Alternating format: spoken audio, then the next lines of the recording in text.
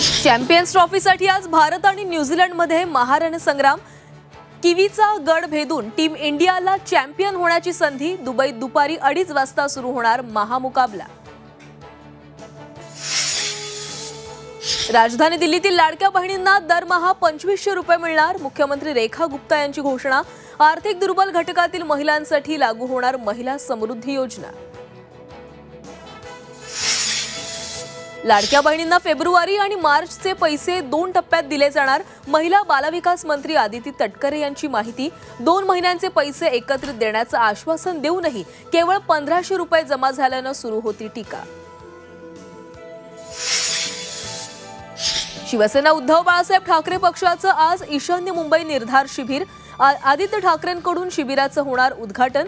आगामी मुंबई महापालिका निवडणुकीच्या दृष्टीनं शिबिराचं विशेष महत्त्व। राज्यातील 30% कुटुंबांचं स्वस्त धान्य बंद होण्याची शक्यता। ई-केवायसी पूर्ण न केलेल्यांना फटका बसणार। तर 15 मार्च ई-केवायसीची अंतिम मुदत।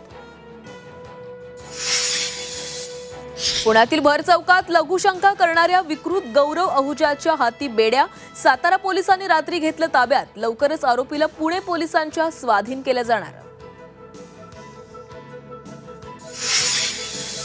मुंबई ठाण्याला आजपासून उष्णतेच्या लाटेचा इशारा। 3 दिवस उष्णतेची लाट। पारा 40 अंशांवर जाण्याचा अंदाज।